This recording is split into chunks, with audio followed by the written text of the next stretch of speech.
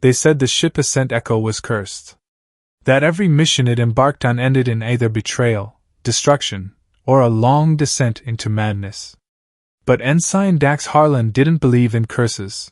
He believed in probabilities, in cold data, in things you could fix with a hydro-spanner and a bit of grit. He especially didn't believe in cursed ships when the Navigator was Silari Vex, the violet-skinned Valari woman with eyes like ultraviolet embers and a voice that wrapped around your nerves like static velvet. She wasn't just any alien, she was half-royal blood, trained in the impossible Valari spatial harmonics, which let her fold through star paths faster than any NAV computer in the quadrant. So when Silari leaned against the doorway of her cabin and smiled, smirked, really, saying, "It's just the two of us here now, Harlan," Dax suddenly realized that maybe he should believe in a little madness after all. He wasn't supposed to be in her quarters. He'd been rerouting a power junction when the emergency lockdown hit, and somehow his biometric ID got overridden, dumping him in the one part of the ship not on his scheduled access list. The crew was scattered, a solar flare had shorted half the systems, and somewhere out in the black, pirate signals were pinging their hull like radar-tipped fangs. The cabin doors sealed shut behind him. Silari didn't flinch. Her silver uniform shimmered faintly in the red alert lighting, catching the glint of her ceremonial neckplate, the one no Valari removed unless it was for war, or something far more intimate. "I'll call the bridge," Dax said, already reaching for his comms. "No need," she said calmly, stepping closer. "I jam transmissions in this section. You'll want to hear what I have to say, human." Something about the way she said, human, sent a chill, not of fear, but of something darker and warmer, down his spine. "You think this was an accident?" she asked, eyes narrowing. "This power failure? The pirates? Even you being rerouted here?" Dax's brow furrowed. "You're saying this was engineered?" "I'm saying we're the only two with the encryption keys to stop this ship from being sold to the Raxii Syndicate, and the only way to activate the failsafe is a neurobond." She reached up and unclipped her ceremonial neck plate. "You know what that means?" "I've heard rumors," he said carefully. "Rumors don't scratch the surface." Her voice dropped. "Valari bonding isn't just a connection. It's permanent. Neural. Emotional. Physical. If we do this, I will know everything about you, and you'll feel everything I feel. And if we don't?" She turned toward the window. Pirate ships glittered in the distance like dark jewels, drawing closer. "They take us. They board us. And they don't care who lives." Dax swallowed. He had trained for war, for recon, for mechanical chaos. He hadn't trained for this, for being locked in a cabin with a woman who could see into his soul and smile at what she found. But the warships were coming. And the longer they waited, the harder the decision would be. He reached up and slowly unfastened his command patch, laying it between them on the control console. "Then let's do this, Navigator." Silari's smile wasn't sweet.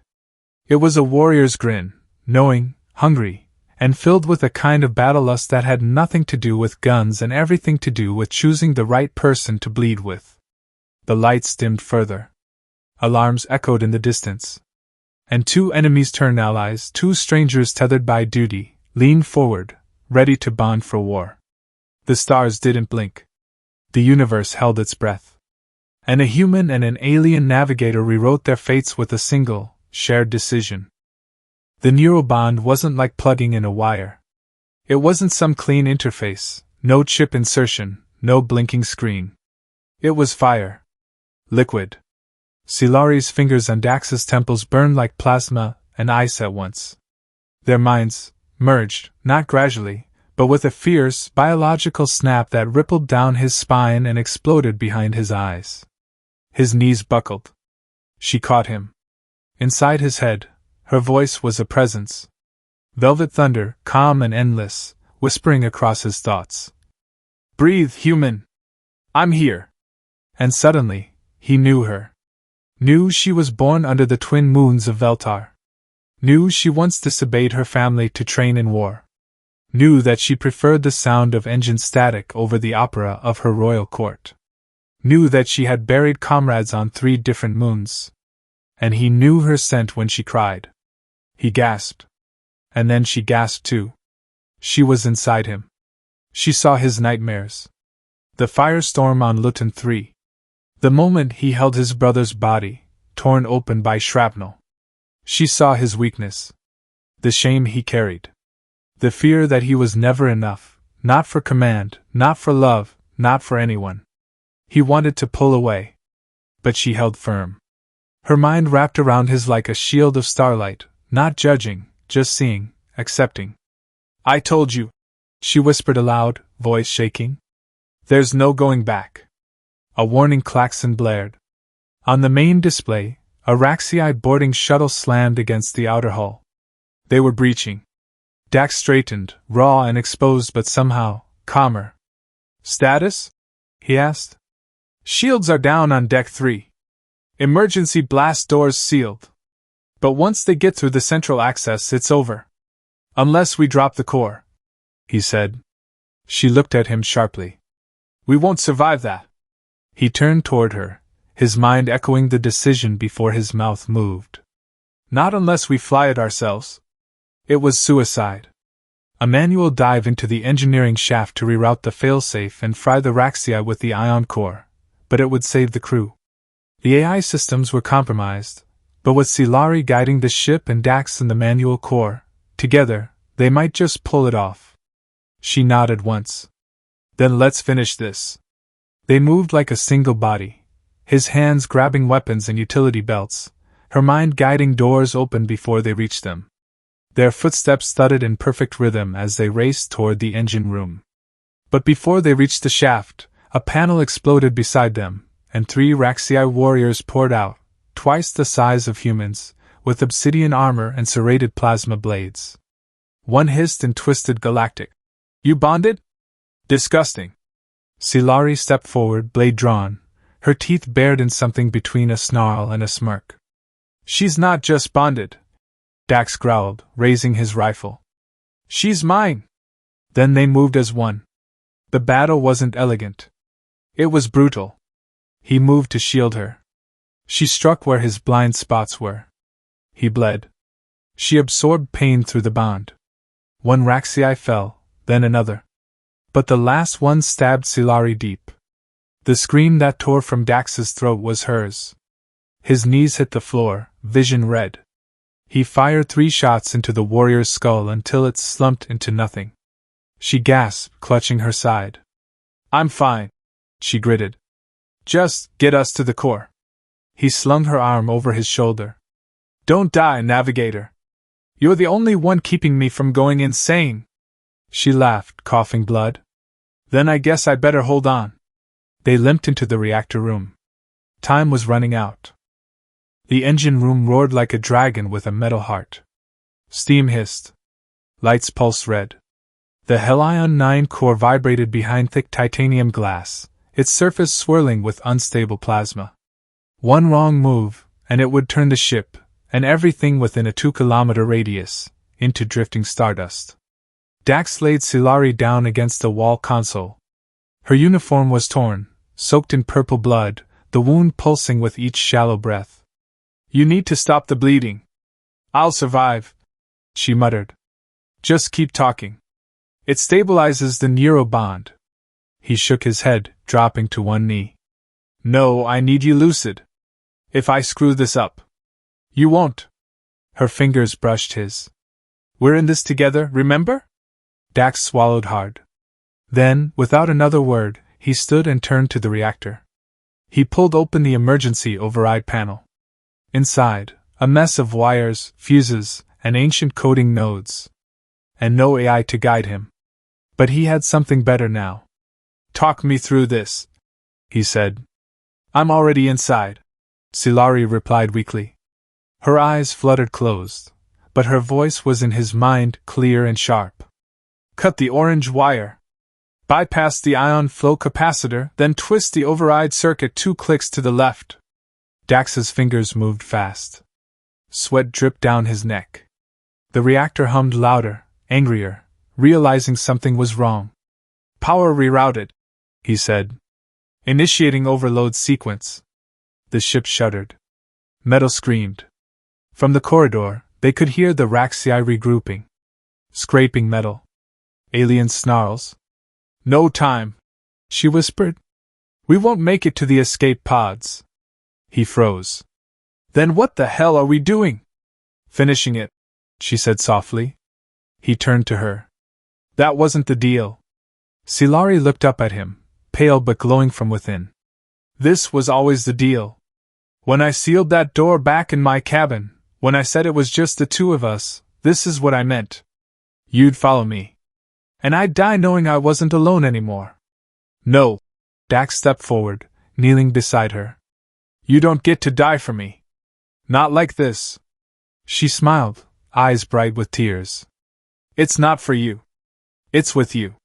The bond surged again. But now, it wasn't just emotions. It was energy. He felt it, his strength flowing into her, her pain soaking into him. The alien symbiosis of the Neuralink wasn't just communication. It was sharing life. And she used it. Her fingers curled against the deck. Her breath deepened.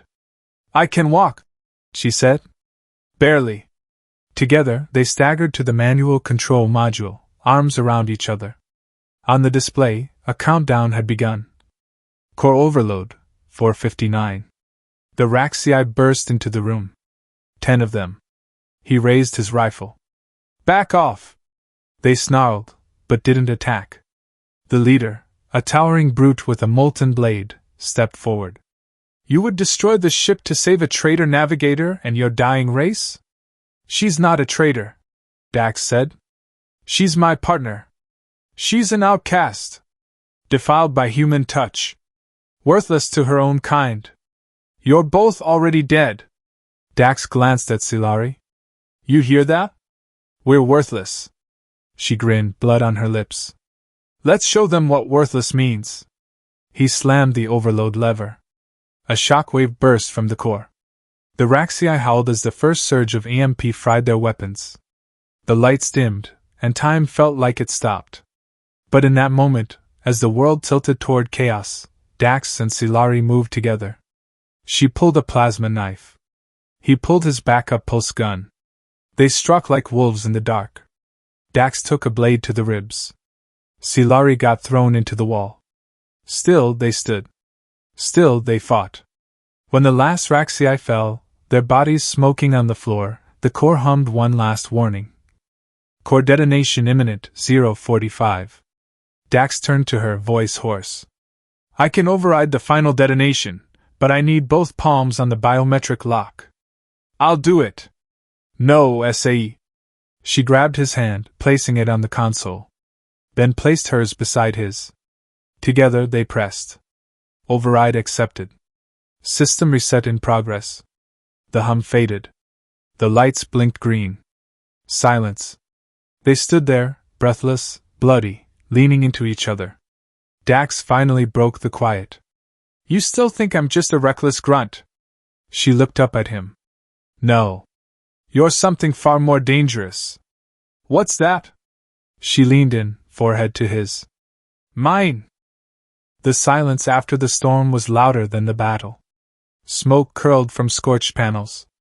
The smell of ionized metal and alien blood clung to the recycled air.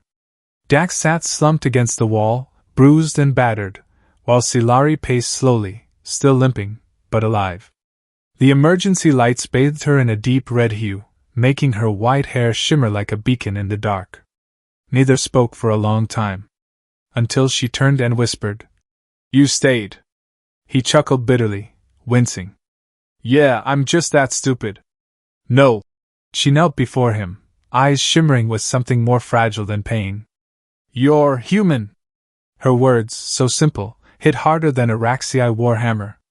You act on instinct. You protect those who are weaker. Even when there's nothing in it for you. She looked away.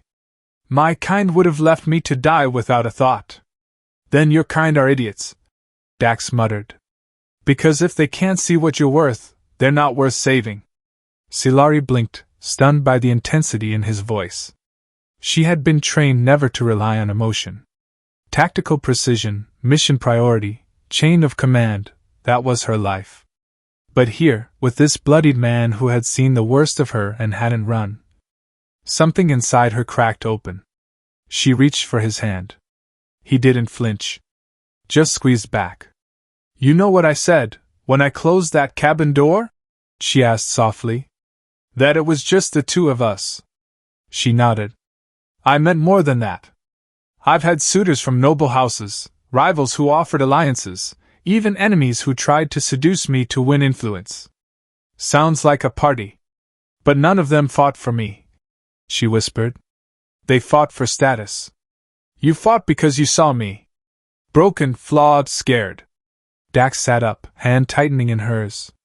"You were never broken. Just surrounded by people who didn't understand your worth."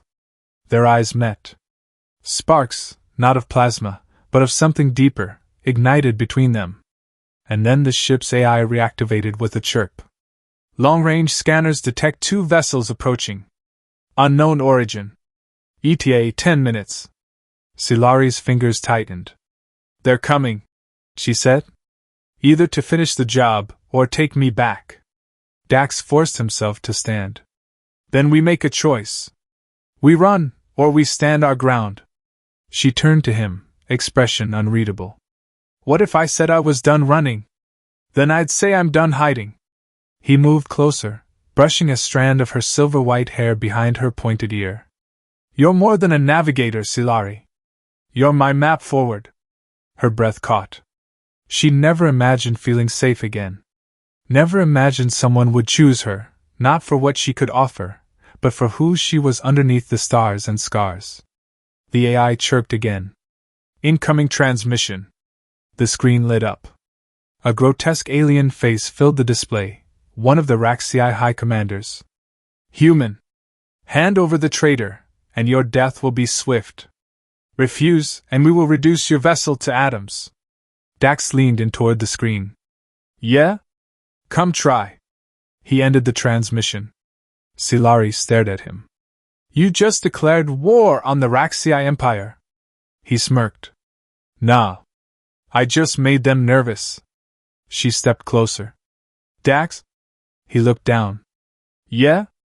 Her voice was low, serious. "We may not survive this. Then let's make our time count."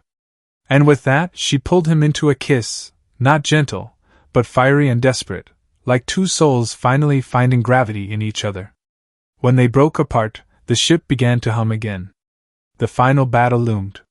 2 vessels, outnumbered and outgunned. But Dax and Silari had already proven that survival wasn't just about weapons or tactics. It was about connection. About trust. About the madness of loving someone so fiercely you'd tear through galaxies to protect them. They sealed the cabin door behind them once more.